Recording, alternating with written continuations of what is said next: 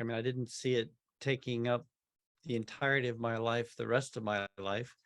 I thought I'd do some accelerated personal growth work with psychedelics and that'd get me to my goal of enlightenment faster. And then I could cool out and, walk the earth in peace. And, it changed the particular methodology that I use. And I really don't recommend this methodology, but it's what I understood at the time. Using high doses of LSD so consistently to completely blow out all the levels of consciousness and to merge at such deep levels in a systematic fashion expanded the breadth of the undertaking. It expanded literally the size of the patient. And then it also expanded the depth of the undertaking, transcending anything remotely familiar to personal transformation, kind of moving into collective transformation, and then moving beyond that into forms of intimacy with the cosmic intelligence, which always had a teaching quality, but was a process of ever deepening immersion into this meta consciousness, this creative intelligence. So yeah, kind of a long systematic progression. And when I was starting, I just thought this seemed important. It was a great philosophical project. I was looking for where to take my work next. And I knew that you had to get in and do the work before you could have anything worthwhile to say about it. So it wasn't a matter of intellectual, it was a matter of really getting in and doing the work. So I just started doing the work back in 79. So I guess in some ways I'd say professionally, I made a gamble. I put my money on a dark horse. Back then it had been made illegal and everything, but I just thought that this was really important. And as it turns out, I did the work all secretively for, close to 40 years, all total, 20 years in, 20 years digesting. And just as the book is coming out, it's as if the psychedelic revolution has come up underneath it, and all of a sudden, through completely independent forces, uh, there's a much broader engagement of the psychedelic dialogue beginning to take place. So go figure, who could orchestrate that kind of synchronicity of plot? We're all a kind of part players.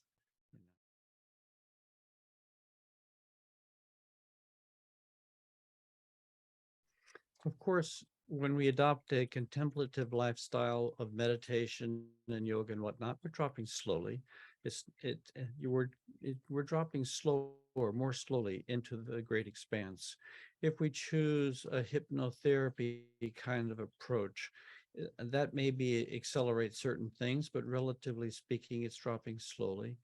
Others would be if you were using lower doses of LSD, or uh, you're working with a different substance like psilocybin that has a different kind of qualitative texture of the point of contact, more embodied, attending to different dose levels, uh, just not not empowering consciousness, not adding extra energy to consciousness in overwhelming quantities, but adding some extra energy which leads to deeper experience, deeper empathic, rising of your feelings, deeper knowing and understanding.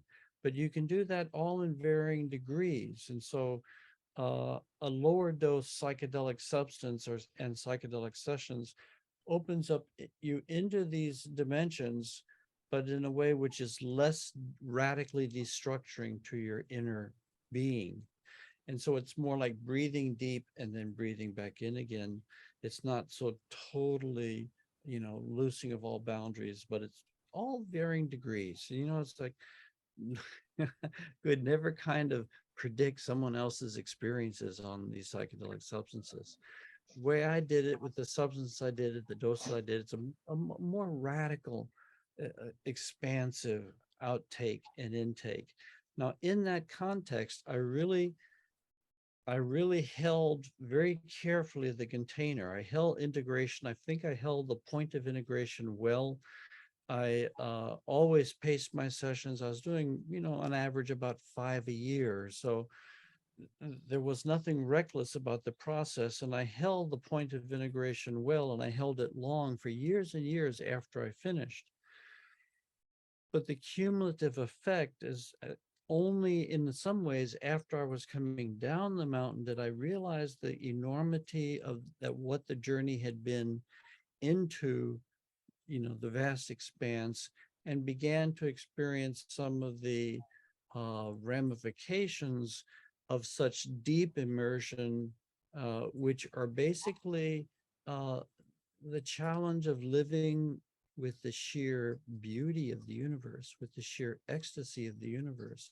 Those experiences of such profound absorption into intimacy with that creative intelligence, uh, believe it or not, kind of becomes burdensome when one has come back into time and space and one is living small again. One is supported by those memories, and at the same time, they leave an ache in the heart that you have to learn to live with. So, yeah, I think going lower doses, alternating maybe deep, intense immersions with lower doses to assimilate them. Um, since I had read Jung in college, and I was always a student of deep therapy or deep psychology. For me, the major difference is on the psychedelic protocol. Now, of course, I should back up. I was always meditating during this process. I became a Vajrayana practitioner 15 years into this process. So I always had an active spiritual life behind me, which I came to really understand is critically important for giving you a deeper field within which to absorb not only the insights, but the sheer energy flows, the landscapes of intense energy that open in psychedelic work. So to me, it's always been a blending of both the spiritual path and a psychedelic path. And of course, all of those are placed within, so all spiritual paths are placed within an ethical lifestyle of compassion, of service in some fundamental way. And yeah, so Mm. lower, lower dose sessions would be a gentler way in.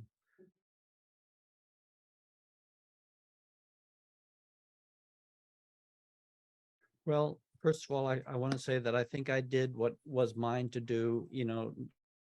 Sometimes knowing less is actually part of your mission assignment. You just go in and do what you do.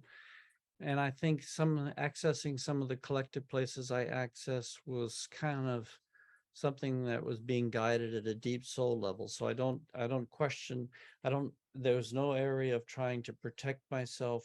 I've kind of laid it all down on the line, let it take me wherever it would take me. Um, but that doesn't mean that I necessarily think it's good for everybody to go into that deep collective place. That was my kind of karmic agenda, but not necessarily everybody's. And I want to say you don't need to go into that intense collective water in order to use psychedelics in a way which can be healing and can also give you an opportunity to breathe the intelligence of the wisdom of the universe more deeply. Many people have written me and said, I had engaged, had hit all these some of these collective places you were talking about, but it never made sense to me. I'd never been able to understand it. Now it's beginning to make sense to me. So I think we bump up against it in all sorts of different ways.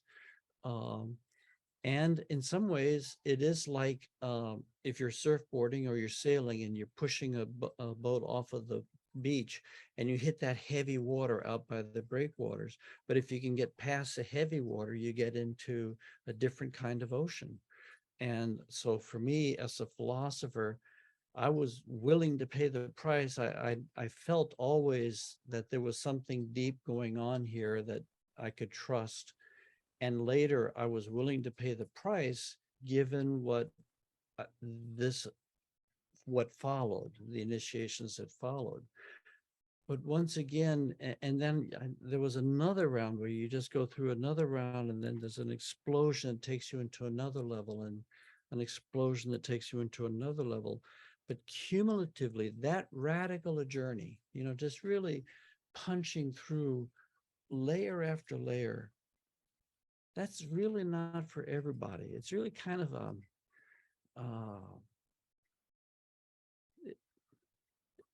not everybody is foolish enough to try to find the North Pole or foolish enough to climb Mount Everest.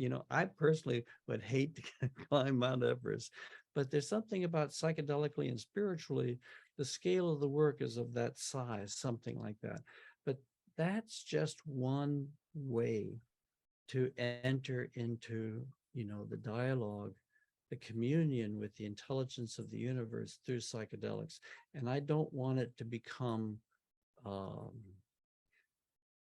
and here's a couple of reasons that may be useful for why I wouldn't do it again. It's not just wear and tear and things like that. Partly it's I have a deeper understanding of where this work can go. In the beginning, I thought there was a goal to this project, a goal to the work. And the goal was to become one with God or dissolve into the void, the primal void, or just to experience the love of the universe, but something like that. And in my particular journey, I experienced dissolving into God many times at many layers. I discovered dissolving into the void several times. Um, and uh, but I also discovered that it's an infinite progression, that even though some of my experiences were deeply about coming home, I discovered that there are deeper and deeper levels of home and larger, that there is an infinite expanse of luminosity, of light that's at the center of the world. And we'll never wrap our minds around. In my experiences, I could never map my minds around the totality of it. It's as far as I was able to see, and I got out pretty far. Then suddenly it showed me that there was more and more and more. And that means that changed completely my understanding that it's not to try to get to some end of the road.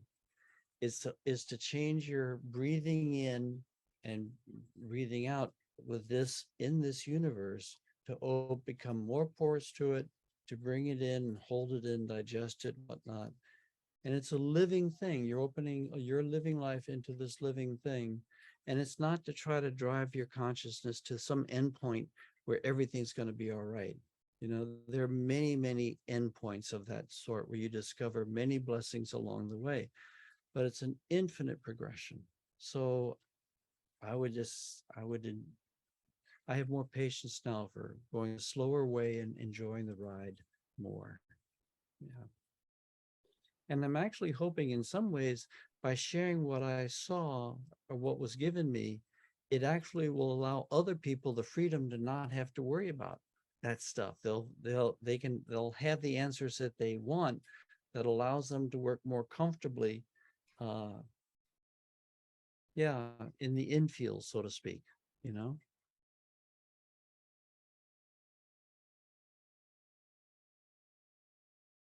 It's like close to the beach, not so turbulent. Way out beyond that, not so turbulent. But in that turbulent territory, which is actually where a lower dose might bring you, it can be choppy. Yeah. It can be very things keep being pulled out from under your feet. Um, Now, I don't have a lot of experience working with low doses. I mean, and I read the literature and I extrapolate from my experience. Uh, but my sense is that low doses would, I mean, I have some experience, but they the field, open up your field without necessarily dissolving the structure of your consciousness, without dissolving your identity. They expand your identity, expand your nuances, but they don't necessarily require you to go through a death and rebirth restructuring. If you keep doing it though, if you keep doing low doses and you use them well, you don't you really use them therapeutically well, sooner or later it's going to up the ante and it's going to say, okay, are you ready for, you ready to give up a bigger hunk of your life? And it's going to challenge you at some deeper level. So in some ways, I think the same challenges appear that just maybe take longer or more sessions to manifest. Um, I got dropped into perinatal engagement really right after the first few sessions. I was into classic perinatal engagement. That's what Stan says happens when you work with, more substantive doses and you keep it internally focused.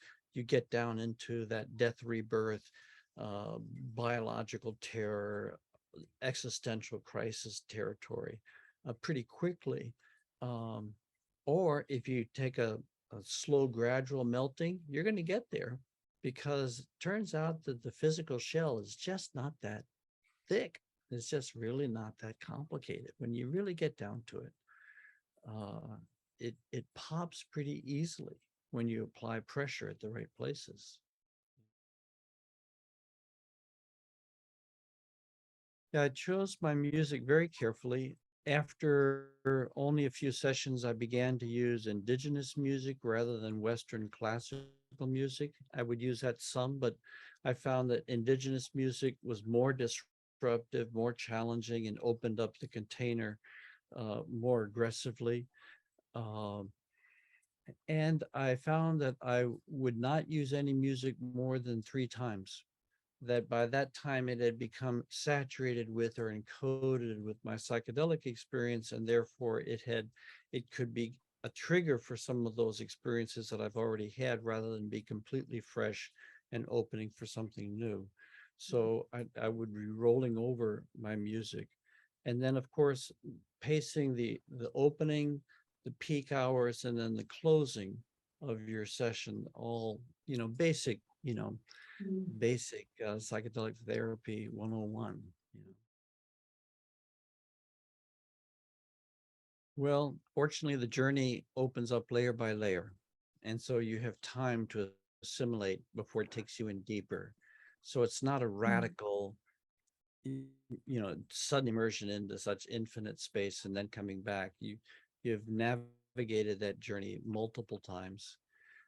And it's tricky, and I won't say that I was always successful, because I think there was I think it was harder for people around me than I appreciated at the time, to live with somebody Mm. who was sometimes so wise and then sometimes so stupid, sometimes in contact with such vast intelligence, and then sometimes living out of their own modest psychodynamic resources, so. And Mm. even though that process of opening and expanding was influencing me over time, uh, you have to learn how to live with visions that are taking you far beyond any capacity that you can ordinarily maintain. Uh, and holding that I mean, truly modesty. I mean, it's just common sense, but that modesty, to know that you're having great experiences, but that doesn't mean you're a great person. You know, Yeah. that just means you've had these unusual experiences. Now you have to sort of figure out what to do with them. And I found that family life and my academic life, the rigors of that constant, teaching rhythm, was Mhm. really helpful to me. It really kept me grounded. The responsibilities were like keeping my feet in the soil. Mm. And it was very helpful. And then even then, after I finished my sessions in 1999, and I published Dark Night, Early Dawn, that came out in 2000, um, the implications of having gone as deep as I had, in some ways, couldn't begin to manifest until I had begun to talk about this stuff. Because, Mm. being secret all this time blocked Yeah. certain things from developing. When I started talking about these things more openly, certain things were set in motion. And I think I'm still um, riding those things that are being set in motion. Which is to say, I'm both appreciating how little I've been able to integrate of what I was exposed to, and that's something about that seems to be shifting in my life even right now. Something about Mm. growing old. You grow old, the shell gets kind of thinner and begins to slough off, and a lot of the Mm. mesh, and that that makes integration of cosmic things something a little easier. So maybe my time of life is making it easier.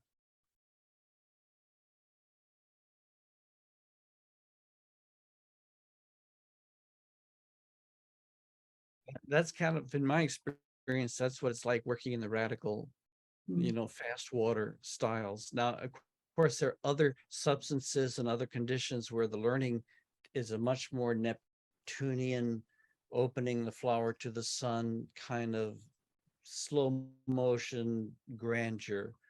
Uh, in my experience, in that particular methodology, often it was more like going over a waterfall, total loss of control, just like over the edge. And but you find, see, it's hard because the learning takes place, as I say in that section.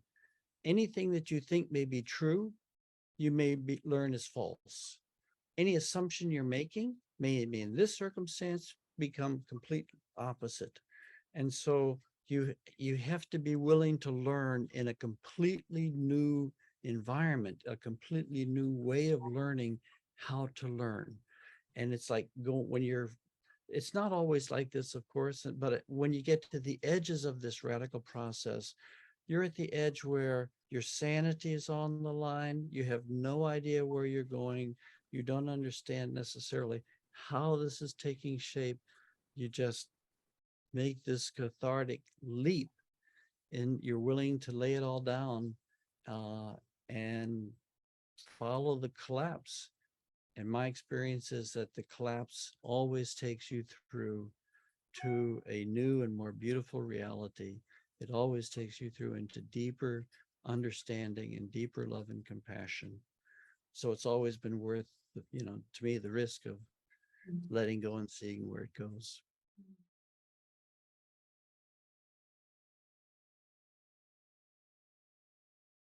Boy, that's a big one. Boy, that's one I come back to regularly. So this my I don't have a lot of firm, detailed conclusions, but some general observations. And one is to understand that time is porous, and there are many different modalities of time. And it's not like linear time, then eternity, no time or all time. There are many gradients of time, modalities of time in between present now and infinite totality. So I just am much more open to the people's experience of different modalities of time. For me, deep time opened first to my entire lifetime, giving me experience of my entire lifetime, start to finish, as a single whole. That's about maybe 100 years, less than that. But then later, when I dissolved into the species, we're opening up into time frames of thousands of years. And eventually, in the last visionary sequence, opening up to time frames of hundreds of thousands of years. So what was it about the universe that allowed me to have, assuming that this is a true and veridical experience, that allows me to have experiences of such vast different modalities of time? And it's not like linear time sped up real fast. It's not like, it's truly moving into a different conscious relationship with respect to time. And sometimes it has the sensation of dissolving linear time altogether and going into a simultaneous now that is swallows all time, what some people would call the void, the primal void, the metacosmic void. But for me, deep time is kind of different modalities of a living network of time. And I have no idea what the physics of that is like, though I do enjoy the work of one particular physicist in England who has a multi-dimensional universe cosmology, which incorporates different modalities of time at different dimensions. Bernard Carr. Uh, so I'm just curious about time along with everybody else, but I know it has modalities um, way beyond what we are currently. And tachyons that can go faster than light, that's great. And the subatomic universe, where we seem to have some type of non-local connecting principles, which go faster than the speed of light. I don't try to use any of those concepts to explain my experience. I know that they're there and maybe someone can connect those dots, but for me, I'm just trying to lay out what you might call the subjective experience, or the philosophical experience of entering into different modes of time as part of our dialogue with or communion with, as part of being taught by the universe what it wants to show us, what it wants to show me, required that I go into different modalities of time just so that it could show me, we could have the kind of conversation, so to speak, that it wanted to have, you know.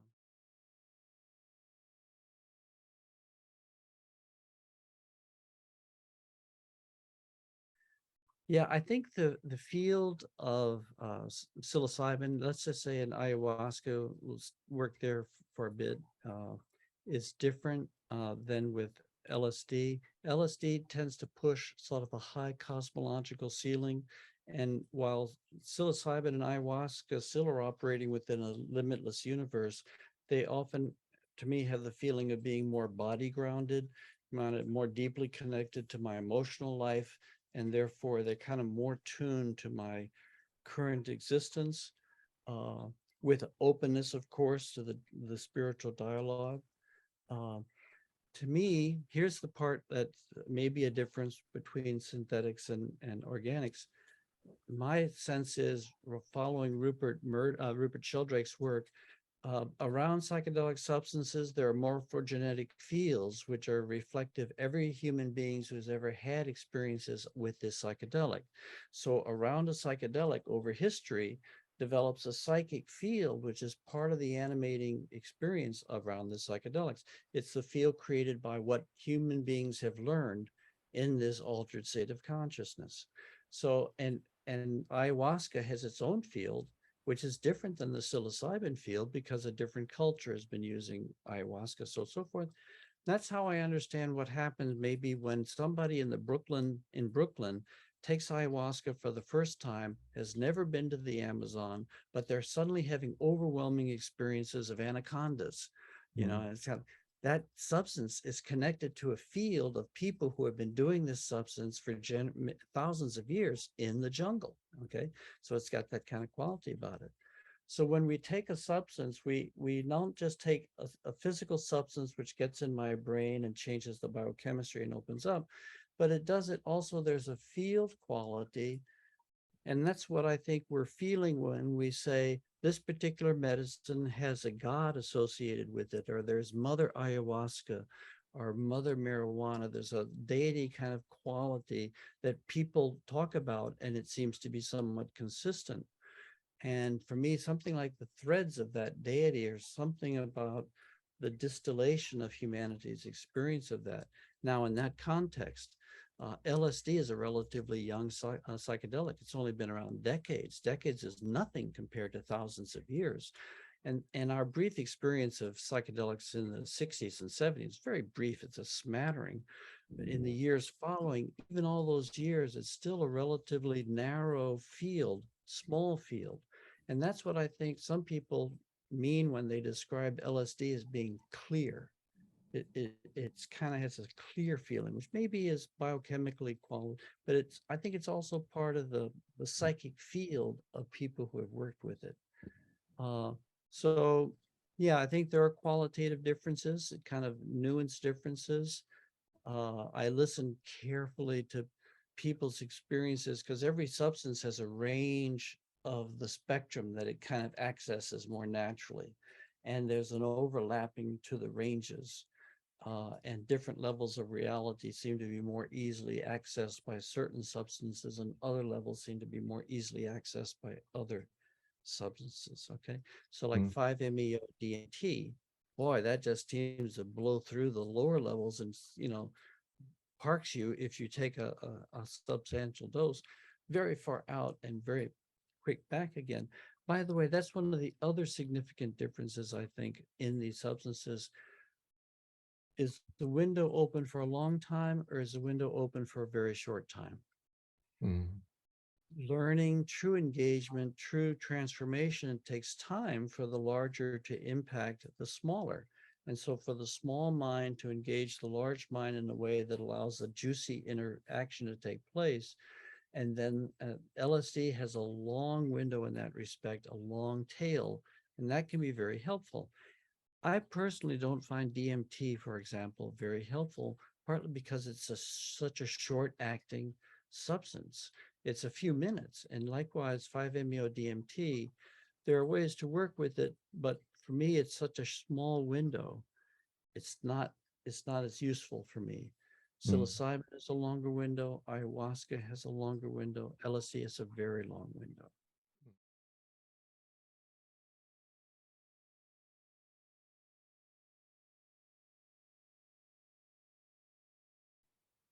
It's easy for me to understand uh, taking in information, taking in levels that the body, it takes a long time, and sometimes the body belches a lot and throws some stuff up. It's a lot to take in. It takes a long time to stabilize and integrate.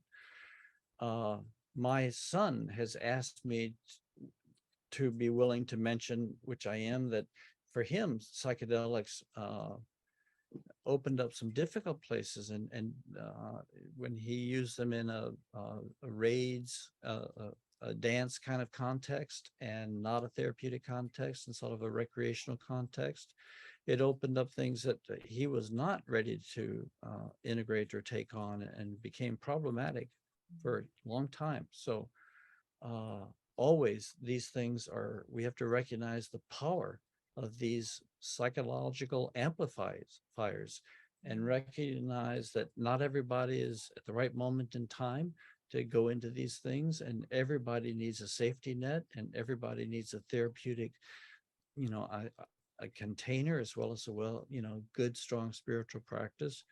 And there's so many things that can come up. This is not an easy path, and it's a complicated path. So it's like, enter cautiously here, right? Because you never know how your mind is going to react. But if we stay alert, if we stay alert for signs of distress, if we know when to back up, if we also know when to sort of seek counsel and conversation, uh, we find it really our being is extraordinary. It has extraordinary ability to be able to assimilate slowly what it may not have ability to integrate quickly in the beginning. Like, it quickly can be overwhelmed, but given time, it finds a way of living with these deep truths and finds what they mean and what they don't mean.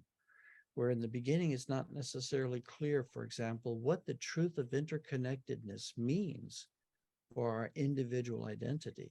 What does it mean for destiny when we are so deeply implicated in each other's lives? What does it mean for freedom? And it takes time, to let these things sort themselves out in us. So caution, safety nets, resources, surround yourself with resources. Yeah. Thank you. Mm-hmm. Thank you, Chris. If anybody has anything else, Jackie. Jackie.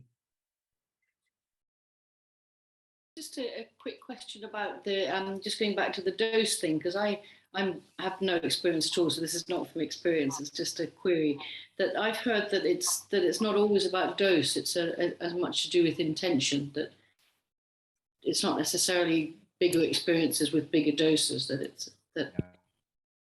Is that true, or? It's quite correct. I mean, dose is only one of many variables. People often talk about set and setting, which is intention as part of set and setting. And that is also a very significant thing. These work together synergistically. It's not like putting weights on the scale and saying this is more important than that. Both of them are quite important. My set and setting, I'm always assuming we're dealing with a therapeutic context, which means you're isolated from the world, you're lying down, no interruptions, you're protected, you're wearing eye shades to eliminate any outside stimulus, and you're listening to very carefully paced music, not to give you seed experiences, but to encourage you to let go and surrender to the flow. That's what I mean by a therapeutic context. So you're totally internally focused. And in that context, uh, there is a certain kind of stability for how we open and close into.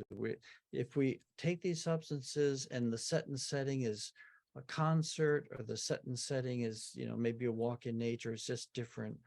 Uh, Outside mixes with inside, and it can produce destabilizing experiences. When you've isolated yourself into a kiva, the old South American, Native Americans, they dig a hole in the ground, put a ladder down, and they do the sacred medicine in the earth in a kiva, nothing interrupting them. That's what you're doing in psychedelic therapy. You're creating a kiva where you're completely protected and isolated, and that's what allows you to go deeper and deeper into your experiences. Um, yeah, so very much set and setting, but you see set and setting expanded into a whole method. And then within that context, doses play a significant variable: low dose, medium dose, high dose. How big you open, how hyperstimulated your consciousness is, how long it stays open.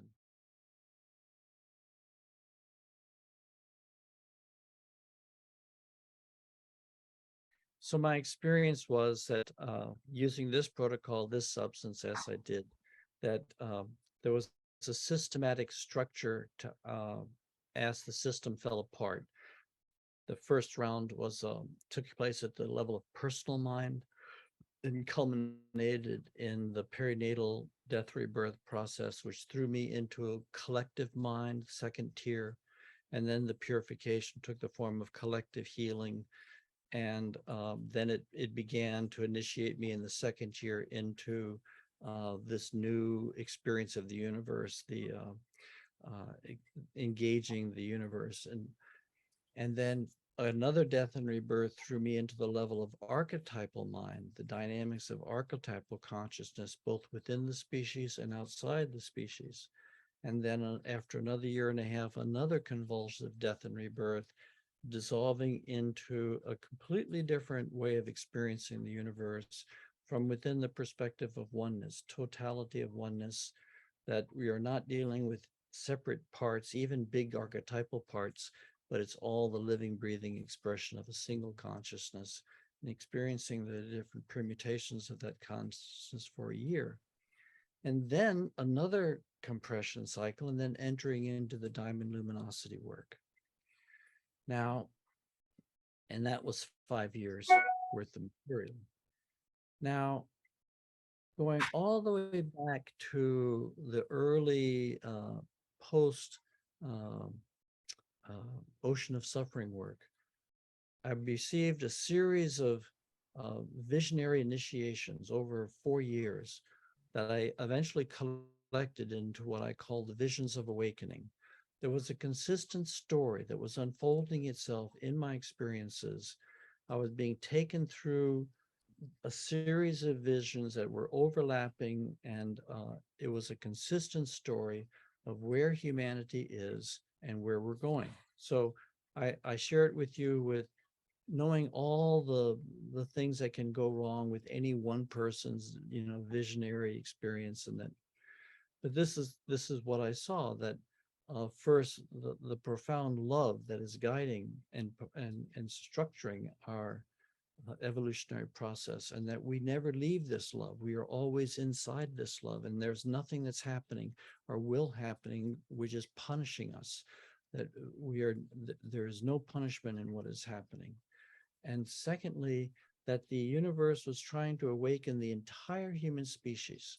I saw very clearly that it's not about individual awakening. It's like at this point in history, the job is collective awakening. We either awaken as a species as a whole, or we die. And I saw over and over that the theme is collective awakening. This is what the creative intelligence is trying to bring about. You have to understand the scale of this collective process. There were several different components. I can't remember all the details, but basically including a vision of the future human, or touching the experience of a form of human evolution that is, I think, our next step, a different not just a better and version of ourselves, but a different version of ourselves. And I came to understand this through a different lineage of experiences in terms of what I came to call the birth of the diamond soul. That I think in evolution, we've been having experiences century by century, 1,000 years by 1,000 years. We're having more and more experiences. We're gathering, we're developing. It's like going to college over and over, semester after semester. But eventually, all this knowledge comes together. All these lives begin to come together and integrate. And when they first start to come together, what manifests is their incompleteness, their wounds, their bruises. And so we set about healing them and integrating them and bringing them all into the light. But as integration continues, they eventually fuse into one single consciousness. All of our many lives fuse into a singularity of a higher order of consciousness, which is more than just an awakened individual. I call it the birth of the diamond soul. I think the soul, or the diamond soul, is being born inside human history, that after thousands and thousands of years of evolution, we are at a time in history where the next step is kind of the fusion of our small identities into this meta identity. And it's not just us going through this, the entire human species is being taken through this kind of crushing birth process. Gestation is long. Birth is relatively short. It's convulsive, it's intense, but it's short. And I think that we have been gestating the future human for thousands of years. Now this future human is being born. This is the vision that kept coming through, that humanity was at a turning point. We were at a before and after point, that when we went through this transition, it changed the entire story that humanity was telling itself and humanity was living. This was a major turning point, but it never showed me how it was going to do this. It never showed me how we were going to make this transition. And then there's a jump of several years, and right in the middle of the diamond luminosity, there were 4 sessions of diamond luminosity, and there were 1 a year, and there were 2 sessions of diamond luminosity, and later there would be 2 more. But right in the middle of them, the universe took me into what I would call the Great Awakening. First, it blew me out sideways and dissolved me into the species mind, the collective unconscious of our species. So it's just a radical expansion. And then it blew me into time, and it took me deep into the future. And it gave me the experience, what I came to see as an experience of what's coming, of where we're going. And where we're going is in a period of history which really represents a death, a turning point, a radical and profound surrender of our past, a time of falling apart. It was a time of losing control.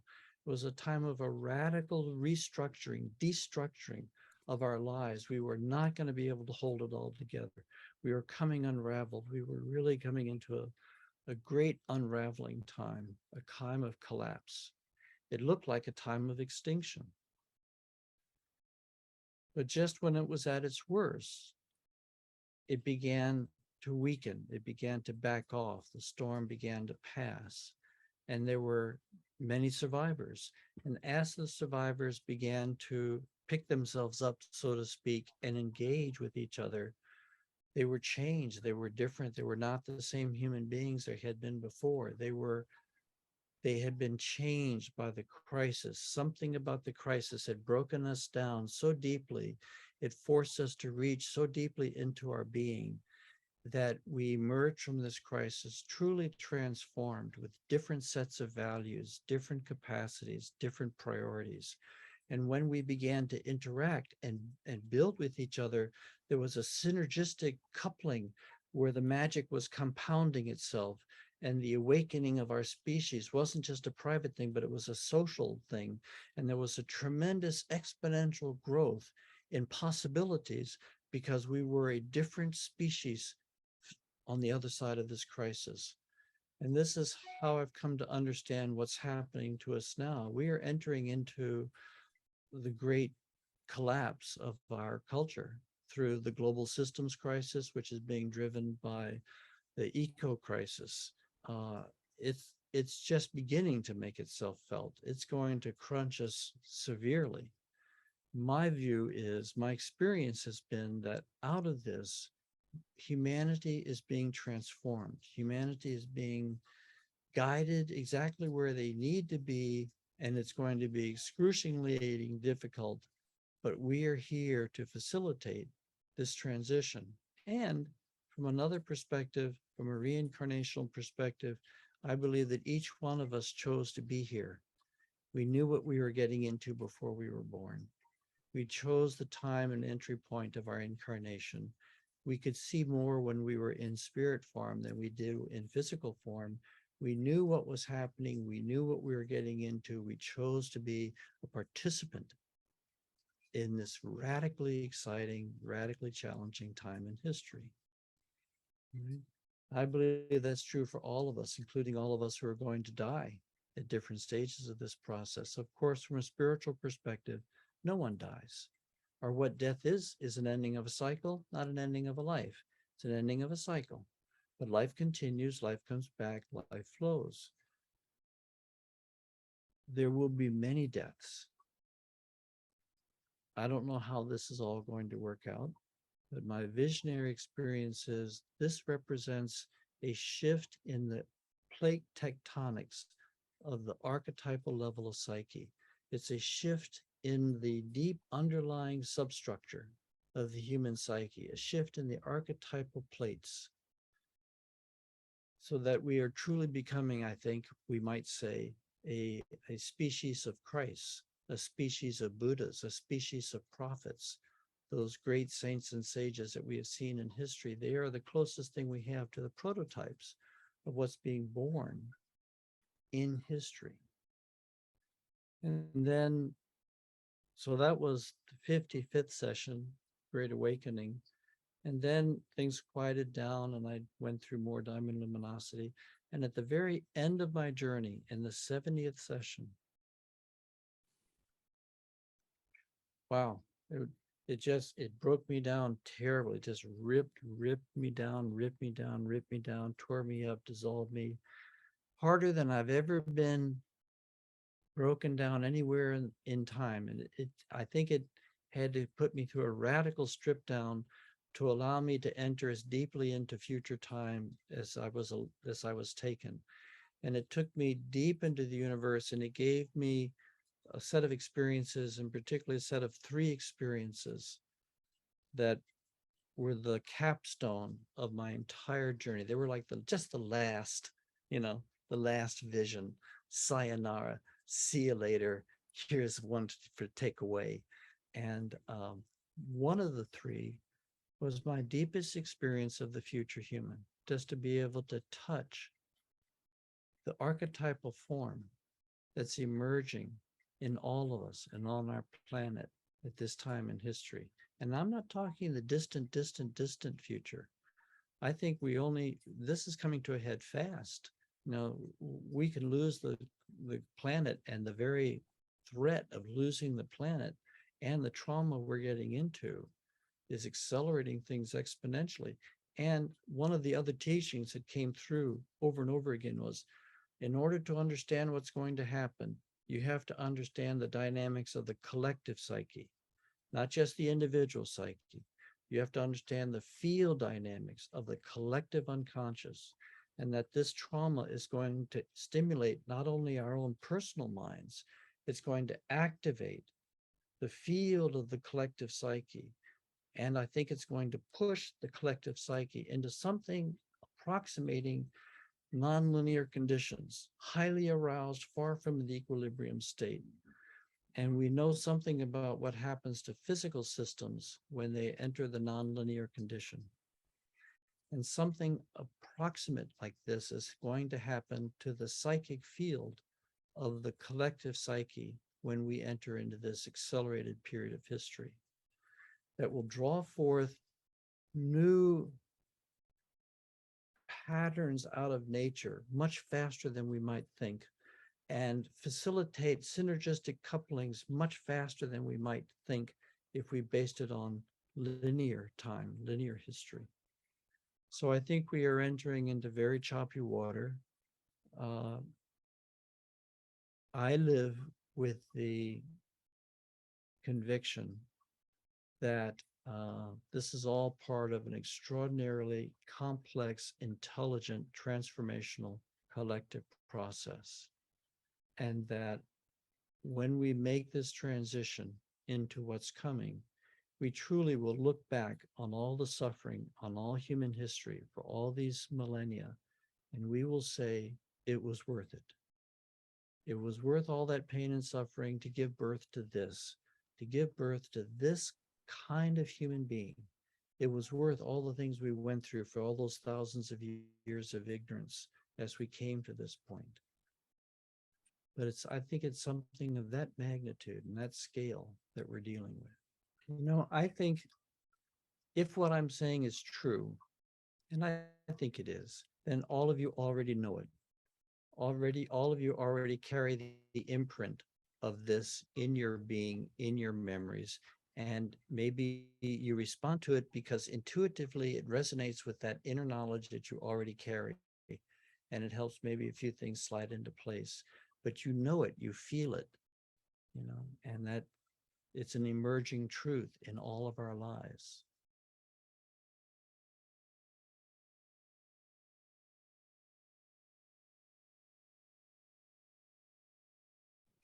Individually, if we study the past life therapy literature, we find that when a person has many, many lifetimes and lots of them have pieces of unfinished business, but eventually a soul comes to a point where they begin to deliberately incarnate those fragments, those pieces of unfinished business, so they can bring them to fruition. So we know that healing and purification has a multi-generational aspect to it. And at least what was shown me in my visions is that this is true for the entire human race. The entire human race is in the process, in many cases, of sweating out our karmic poisons, sweating out the toxins of the past, which means sweating out the effects of having lived in lower levels of conscious awareness for generations and generations in the past. And we are incarnating those experiences and somehow here, supercharging this lifetime. And then we face with the process of healing these parts of ourselves, healing this pain that's accumulated inside of us. And the whole process is like we're carrying more weight than other generations maybe did. And we've taken bigger karmic bites than other generations have done, because it's a time of accelerated purification. We are sweating off the sins of World War II. We're sweating off the sins of World War I. We're sweating off the sins of all the cultural wars and the gender wars and the species wars and the racial wars of our past. We're incarnating those toxins in order to sweat them out, in order to heal and to restore a greater field of possibilities. I think we're becoming clearer and clearer. As we become clear, we become more receptive to and capable of receiving this wave of light energy that is entering into us. And actually, I think it's the descending light energy that's actually driving the purification inside of ourselves, because that's what happens when you get exposed to the light, right? Or something powerful, more beautiful, more illuminated, is that it pushes all your unfinished pieces, it pushes your toxins to the surface. It's a spontaneous result. And I think, we are going through a deep collective detoxification process in ways that I don't begin to understand. I mean, I don't have the answers to the mapping, the complexity of it. I just have felt into it, been drawn into it, so that I trust this sense of things, that we are all going through this detox, and it's going to get bad. It's going to get worse. We're going to be taken through death's door in a way. There are things we can do to support it, accelerate it, make it better, reduce the pain to our children, to our grandchildren. We need, the more we do to take us through this, the less people have to suffer. But it's going to get worse. We're going to go through a vortex. But I do believe we have the potential to emerge from this a deeply, deeply transformed being.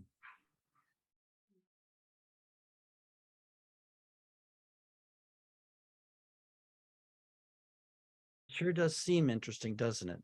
I mean, Mm. just when we need more hope, just when we need a deeper vision of the genius of the universe, the web is giving us the sense of the scale. I mean, I think, science and these images have just wiped out the religions of history by giving us a bigger and bigger and bigger universe, and a deeper and deeper and deeper universe within which we have to understand our lives.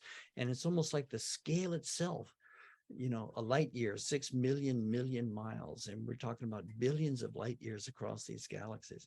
The scale is just so awesome. And we see so much beauty in these massive cosmic scales that I think it helps us hold on to or give us an understanding of the scale of the genius that's expressing itself in life. Now, here's the rub, I think. We've been seeing, science has been showing us this massively intelligent genius universe. We're having these great pictures and so on and so forth. But there's a sense in which we have been denied the opportunity to participate in the scale of the beauty of the universe, because our philosophical system says, oh yeah, by the way, it's all driven by chance and necessity, and it's all accident, and you don't continue to exist. As soon as your brain is gone, you snuff out of existence. So whatever is going on, you don't get to be a part of it. You're gone. That's the modern worldview. That's the scientific materialistic worldview. But when we let go of that, when we understand reincarnation, when we understand that our life is co-eternal with the life of the universe, when we understand that we cannot die, the death of the body is not the death of the individual, the birth of the body is not the birth of the individual, there's a larger dance taking place, then we can witness these magnificent pictures coming in from the telescope with that deeper sense of seeing our ancestors, seeing that of which we are truly a part. We are truly a part of a creative process that is stretched over billions and billions of years and will be continuing for billions more years. That's the scale we have to adopt to understand what's happening to our lives.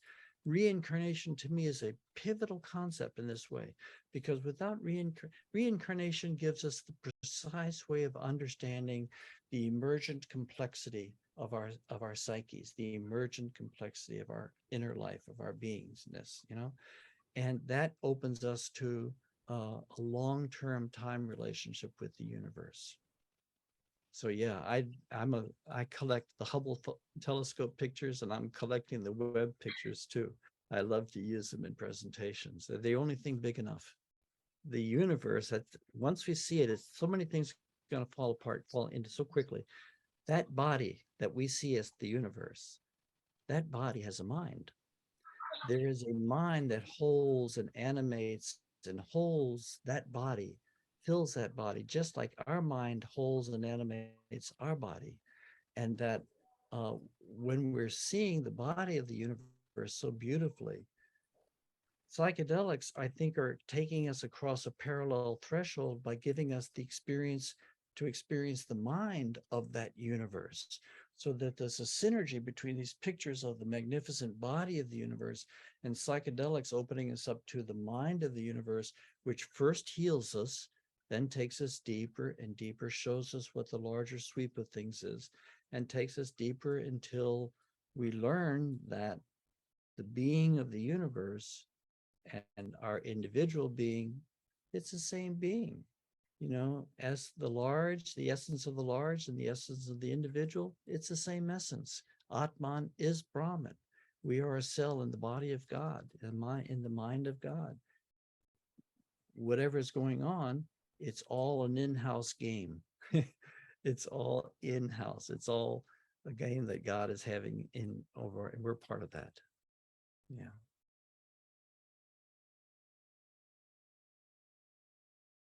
I think the crisis is inevitable, but the outcome is not inevitable, so, and, I'm not a social activist.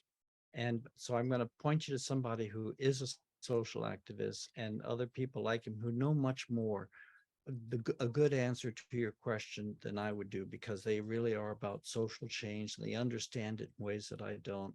And they see the potential in this circumstance of mobilizing not only individually, not only politically, but socially, in order to push this process toward a good conclusion, to move with power and foresight, how to be part of the organizing experiences that are driving towards positive transformation and not the regressive transformation of, totalitarian leadership, which is a real possibility. The person I would go to is Dwayne Elgin. His book Choosing Earth it's a condensation of a lifetime looking at humanity's future, where we're going. He digests the massive amounts of scientific evidence, and he has a 50-year breakdown of what he thinks the scientific literature is forecasting in terms of the growing eco crisis, the 20s, 30s, 40s, 50s. And he sees us entering into a time, we're entering into an increasingly stressful time, but entering into the time of falling apart in the 30s, that the unraveling, we are in the time of unraveling, but the raveling gets so deep, it comes into a falling apart. And then eventually in the 40s, it comes to a hitting bottom. The key, I think, to working cooperatively with this process, and it sounds trite, and I'm sorry for that, but it's just very simple, is if we become what nature is trying to produce, if we become the future human in our own being, if we become saturated with the values that are the long-standing values that make for adaptability and creativity on our planet, if we make that transition in our hearts and mind and in our lifestyle, then we become a catalyst, a seed crystal, helping others, both directly and indirectly, energetically, become a seed crystal, changing to make those changes in their life. That we are all in this together, and every time one of us becomes the future that this planet needs, we reinforce energetically those forces which are taking us in that direction. We become part of the social movement of social justice. We become part of the movements of truth and science and international equality in order to take us forward. My sense is that, again, going back to the reincarnation worldview, that each one of us has chosen to be here, and therefore each one of us is strategically positioned already for where we need to be in order to bring our particular talents to bear on this transition. So the question is not whether we will do what needs to be done, or what is it that needs to be done. The question is, do we have the courage to do what is ours to do? And just look under our feet, look at where we are. How we can contribute is right here, right now, starting with where we are. Some are doctors, some are teachers, some are musicians, some are artists, there's so many different roles. All of the roles are involved in this transition. Dwayne Elgin has a vision of how people can organize. His wife, Colleen LeDrew Elgin, has created a film facing adversity. They're both of them are looking together with groups on how we can respond individually and collectively to facilitate a good outcome. Dwayne, and you can get Dwayne's giving away his book and the film. They're giving away the film for free. They think it's so important. You can get a PDF from Amazon of Dwayne's book for free. I'm going to come back to the story of engaging the universe and those levels of engaging into the universe. And I just want to make the point that each of us has a different destiny as we engage the universe with our psychedelic work, or our spiritual practice work, our contemplative work. Each of us have a different destiny, a different kind of set of teachings that the universe wants to download into us, a different set of aptitudes that we have in order to hear what the universe would have to teach us. I've often wished, for example, that I had a PhD in quantum physics or astrophysics. I would be able to understand so much more of things that it showed me, but I really couldn't take it in because I didn't have the capacity. So we really are positioned, and our diversity, our strength is in our diversity. And that means also our strength is in our diversity of our psychedelic experience. Uh, my work is just one person's experience using one particular medicine and one particular protocol that generates a certain set of experiences into our universe. A different person coming to it with a different, you know, astrological uh, constellation, using a different medicine and a different protocol is going to have a different kind of revelatory encounter with the universe. We should expect all those layers of diversity and honor all of them. And it's not a matter of one being right, the other being wrong, but does it really matter? Can we get big enough to hold all of these experiences in one breadbasket and see the genius that's behind the individual pieces of genius that we are seeing individually? See, I really think we are at a turning point philosophically. I mean, I was trained as a philosopher of religion. So healing is great. Hello. Healing is great. All that type of stuff is great. But to me, what is most seminal is that it opens a window and gives us experiential insight into a larger universe, a wiser, a universe that has more room for us, and a universe which is challenging. I mean, you know, Kali the Destroyer, you know, all these wisdom traditions have very powerful images for the deities that bring change, and change is death and rebirth. You know, these are powerful forces.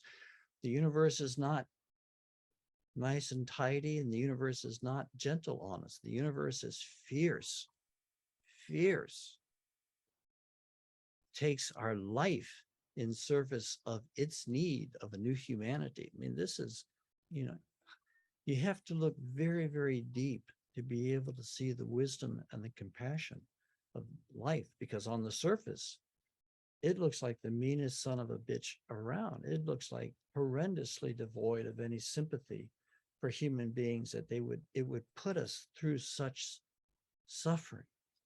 To be able to see deeply the intelligence of this garden, we have to be able to look very, very deeply. And I think psychedelics helps us with that. It helps us understand this enormity, we're stepping into a bigger worldview. We're stepping into something which is so big, our present worldview doesn't always fit comfortably into this larger worldview. We really have to make adjustments to step into this larger worldview. Wow. Thank you, Chris.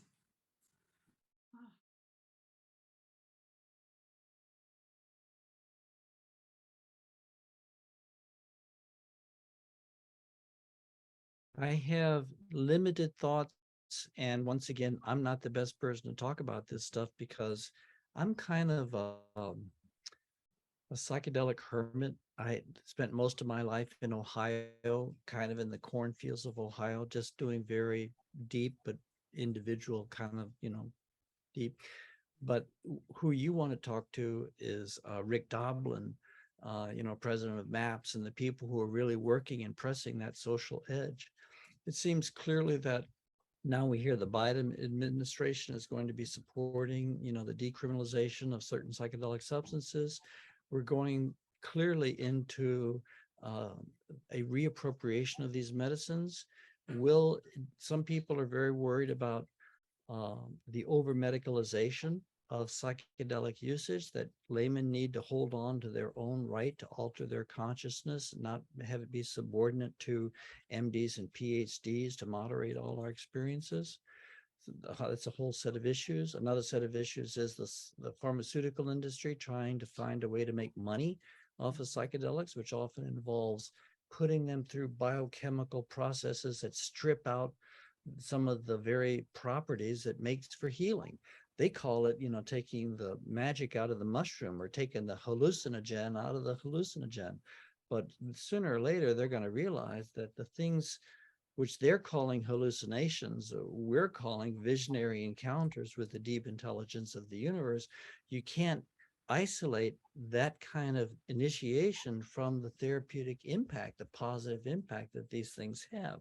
So they're trying to find ways that they can convert this every 3 months kind of medicine into a once a day medicine so they can sell more pills and make more money. And that's going to be an issue.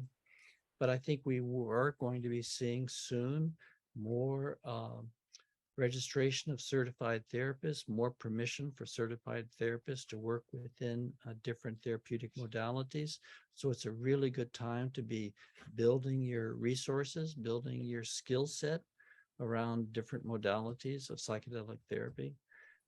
I see it becoming more generalized. I'm sure we're going to hit some bumps. We already are hitting some bumps because we know that there's a certain greater susceptibility when you're in a psychedelic state. And some therapists have not had the integrity to maintain total impeccability in dealing with some of their clients in a psychedelic state, so that we have some early scandals that we need to look at carefully so that we build a better psychedelic, holding of our clients. So there'll be lots of transitions coming up, I think. But I think we're going there. We're going there quickly. I personally look forward to when we get to the point where psychedelics have basically paid enough of the way with their therapeutic success, and the therapists have really been able to stabilize and harness the therapeutic success there, that then we can get into the deeper conversation of, well, if it's good for healing, how far could we push this process? If it awakens you to your own personal unconscious, how far could we push this process? How much of the universe has a mind? How much of it is conscious? Then we're off to the races. Then we're into the world that's behind the physical world. And we're into classic shamanic kind of universes. And that opens up all sorts of renewed dialogue between indigenous cultures and industrial cultures, a more respectful dialogue. And that's why I'm very pleased to see that more and more indigenous spokespersons are being invited into sacred medicine conferences, because they have so much indigenous wisdom around these substances that we don't have. So it's coming. I don't know how, and other people will be able to give you much better answers to how and the deals of when and where. But the indicators are all favorable. If we can avoid scandal and do a good job, we're going there.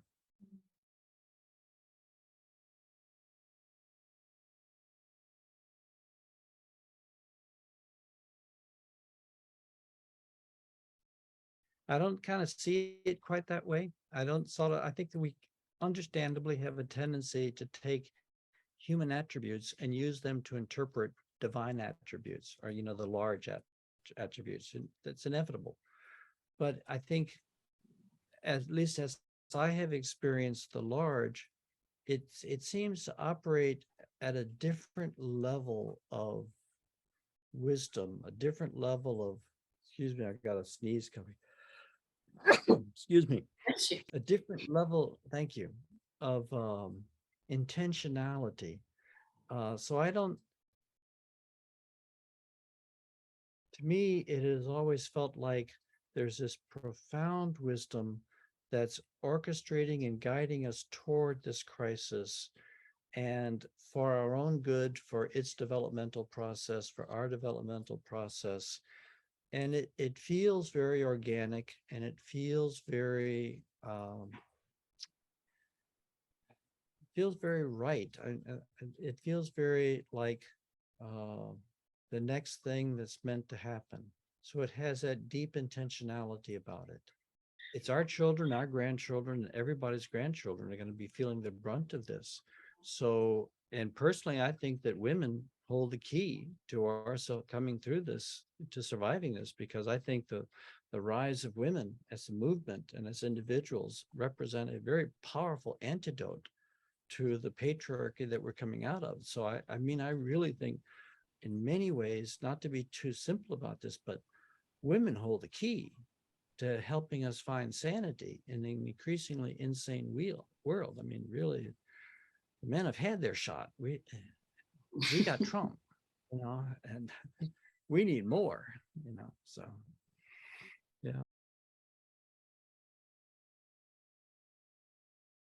I don't know any more than any other layman does in a way about how it unfolds, how the stages, what happens to different segments of the population. Are they simply rolled under and come out smelling better in their next incarnation? How is it all going to work? And I don't know. I don't know.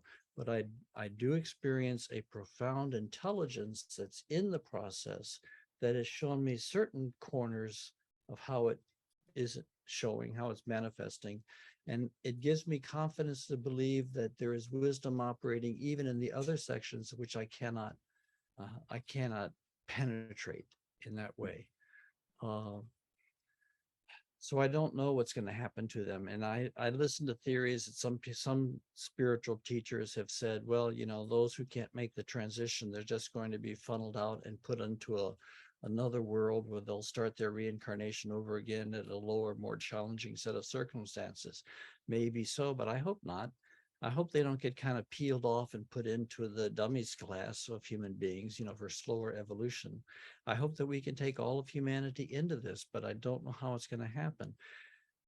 And I don't think, psychedelics can be helpful. I don't know the extent to which they can be helpful, but I don't expect them to be helpful at a social level directly in terms of, tune in, tune out, drop, that type of a Timothy Leary approach where we're going to have a lot of people taking psychedelics and that's going to break us through, because psychedelics it's too demanding a path. It's really too demanding to be thought of like that.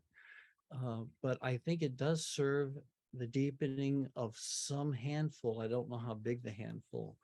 It helps those who are willing to take on the responsibility for greater self-awareness and greater self-healing. Um, I don't know what will happen to the incorrigibles, to the Trump supporters and their ilk across the country. Clearly, we are entering a time of a polarization between those who are pulling us back to the past and those who are pulling us into the future. There is that regressive instinct that comes out during periods of accelerated developmental process.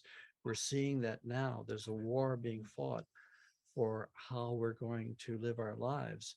I think how we fight that war, how we rise to the occasion, how we navigate the nuts and bolts of this transition is how we, a major part of how we navigate this transition.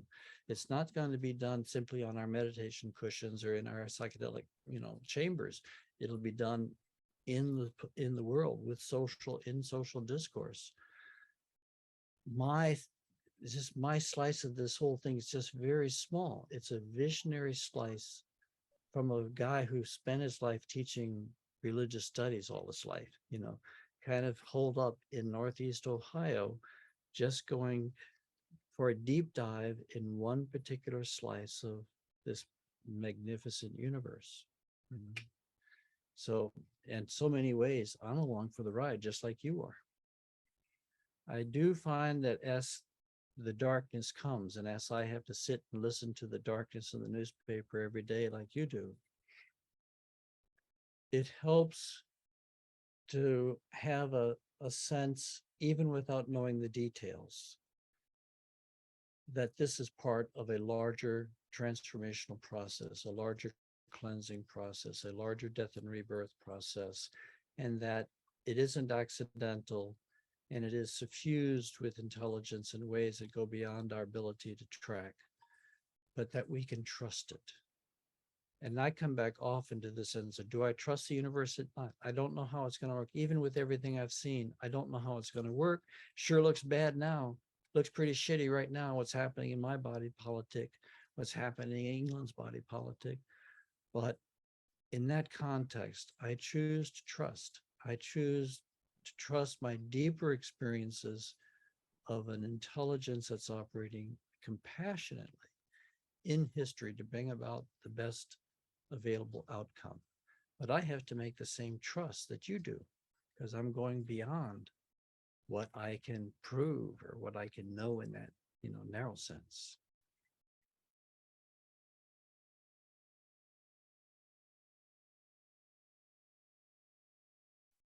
I guess I would say I've lost a hell of a lot of it. I'm sure something could provoke me into action, but basically I no longer fear death. So there is absolutely no fear of death. And that seems to be a linchpin to a lot of other smaller fears. And if you're not afraid of dying, then really the smaller stuff has less to hold on to.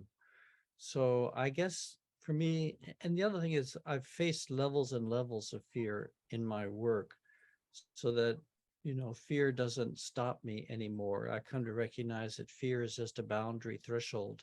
It's just telling us we're getting close to the edge of the back of the diving board. Pay attention. But it's really not a reason to stop. It's just a warning that you're crossing over into different territory. So I'm more comfortable with fear. And as I said, I live in a universe where death at the end of one's life is a great, great blessing. It's the one thing that the divine can't take away from us is our death. That we're in here for X number of years, not that long, and at the end of our life, we jump the diving board into the diamond luminosity, and we go home. We ride the light home. That changes your whole perspective of what we're doing here, of course, and it does tend to just soften and remove fear. It takes a while to let go of the other, poisons that are toxins like anger, greed, all the other things that can also get in the way. But fear is just one of those core toxins. In the Tibetan mandalas, the three desires that drive the wheel of life, the three desires are greed, or reaching for something that you don't have as if something outside of you will solve you; pushing away, which is the fear reaction, pushing away, keep something away from you. And the other one is ignorance, which is to not know the truth of life, which is what keeps us in the push-pull of fear and desire. And ignorance is just to not know what's happening. The more you begin to really understand what's happening, then the push-pull softens, and you sort of go into a different strategy of kind of living in the immediate flow of circumstance as they are unfolding right here and right now. Because the transformative potential is always in the center of right here, right now. That's where the power is, right here, right now. Right? A lot of distraction out there. Meditation, same thing, right here, right now. Right? Psychedelics do the same thing. It may show us things out there, but in the end, right here, right now. This is where we live. This is where we work. This is where we engage the divine, right there. I'm following Diamonds from Heaven into the world, wherever it leads to conversations like the conversation we're having tonight with people who are gathering around these types of themes. I don't have a pressing need. I mean, I don't have an agenda. There's not a missionary bone in my body in this one, because I know everybody has to come to these things in their own way. And so for me, writing Diamonds from Heaven gave me a sense of closure. I felt like I had fulfilled my philosophical work, to leave a written document. And now I just get to follow it out and, have conversations around it. I hope that continues. I hope as COVID backs off, maybe if it backs off enough, we'll have in-person retreats again. Otherwise, it'll be Zoom, another Zoom course following the shift course. But I'd rather it to be person to person in smaller numbers.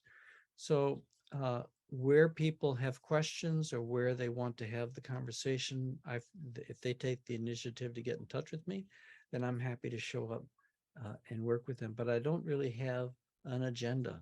I'm kind of 73 years old. I'm kind of tending my garden, literally, in a house now in Weaverville, North Carolina. So I spend a lot of time working in the earth, in the dirt, and then picking up the Zoom phone whenever a good invitation comes along.